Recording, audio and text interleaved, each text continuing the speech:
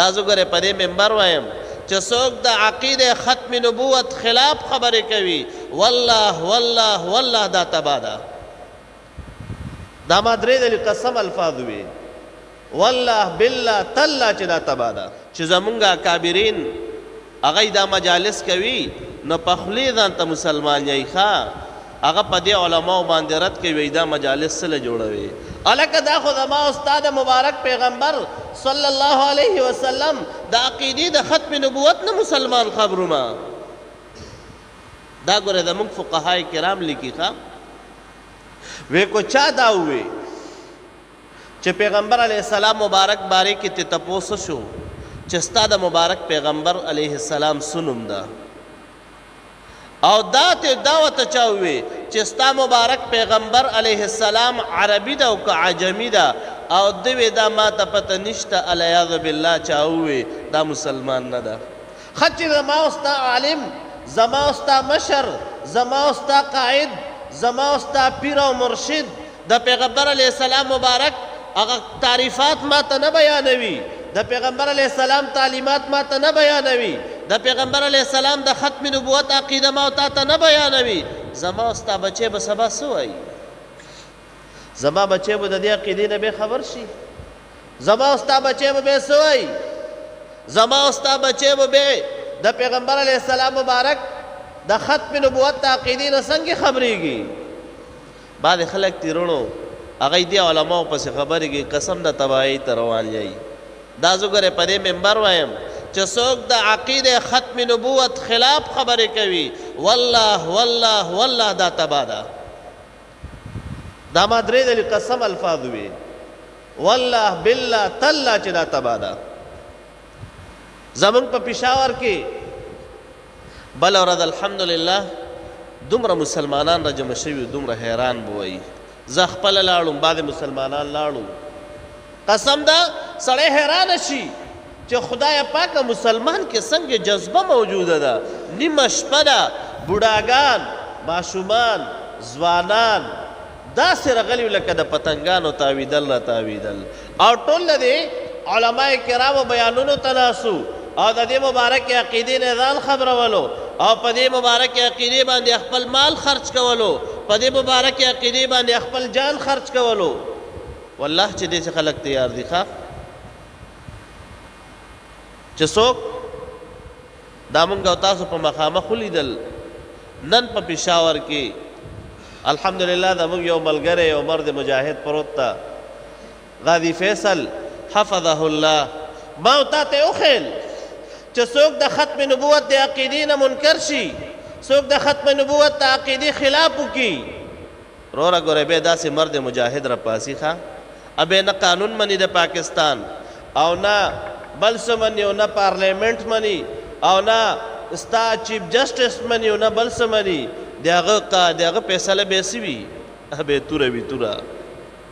د هغې نه مخکې ممتاز قادري رحمه الله هغه خلکو ته وښودل چې څوک د پیغمبر علیه السلام مبارک د ختم نبوت د عقیدې مخالفت کوي د پیغمبر علیه السلام مبارک په ذات اقدس کې ګستاخانه الفاظ یې الیاذ بالله رونه هغې دپاره ګوره بې ډېر ځوانان تیار دي ښه الحمدلله مونږ چې د جومات کې ناست یو که نه دا ټول مونږ تیار یو الحمدلله.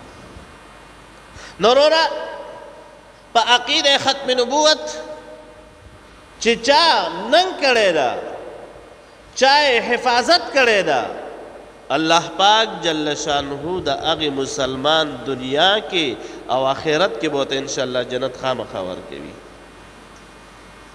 زموږ په دې اکابرینو کې یو لوی عالم تیر شوی ده علماء دیوبند کې علامه سید انور شاه کشمیری رحمه الله دومره لوی عالم ورونو هغه به فرمایل وې د دنیا کې څلور کتابونه نشم لیکلی ښه دنیا کې او نور چې دنیا کې په دارالعلوم دیوبند کې دا څومره دینی کتابونه دي وې دا ټول ماته یاد دي. یو قرآن شریف چې هغه د خدای پاک جل شانه کلام ده هغه څوک نشي لیکلی.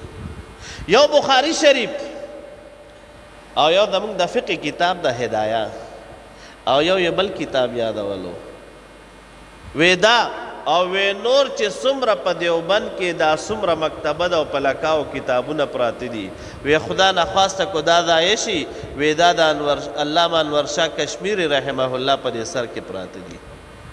هغه به فرمایل یو ځل د علما کرامو وفد ناسو په دارالعلوم دیوبند کې علامه سید انور شاه کشمیری رحمه الله ناستا لوی لوی اشخاص ناستی او دا لوی شخصیت علامه سید انور شاه کشمیری رحمه الله ناستا دا فرمای وی د قرآن شریف علوم خیل وی دا یقینا چې لوی شرافت ده. څوک چې چاته قرآن شریف ښایي که نه یقینا چې دا لوی د شرافت کار ده.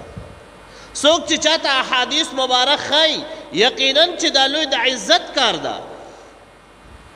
خو ویرونو عقیده ختم نبوت د دې تعلق د نبی کریم صلی الله علیه وسلم د ذات اقدس سره ده. رونه چې عقیده ختم نبوت موجود وي نو قرآن کریم به وي. ښه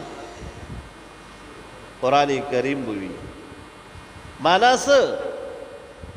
قادیانې خو ستا قرآن نه مني، زما قرآن کریم خو قادیانې نه مني، زما د مبارک پیغمبر صلی الله علیه وسلم احادیث مبارک خو هغه نه مني. او روړه عقیده ختم نبوت حفاظت چې ما او تا کوو نو هم د دې قرآن کریم تعلیمات په جاری وساري وي انشاءالله. د دې مبارک پیغمبر صلی الله علیه وسلم مبارک احادیث دا به په ما او تا باندې لاګو وي. نو روړه عقیده ختم نبوت نه ځان خبرول پکار دي. او ما درته ووي په دې باندې داسې ایمان لرل فرض دی چې پیغمبر علیه السلام مبارک آخرنی پیغمبر ده، لکه څنګه چې د الله پاک جل شانه په وحدانیت باندې مونږ ایمان لرو چې د الله پاک جل شانه سره څوک شریک نشته. دک رنګې د پیغمبر پاک صلی الله علیه وسلم مبارک نه پس بل څوک پیغمبر راتلو والا نشته.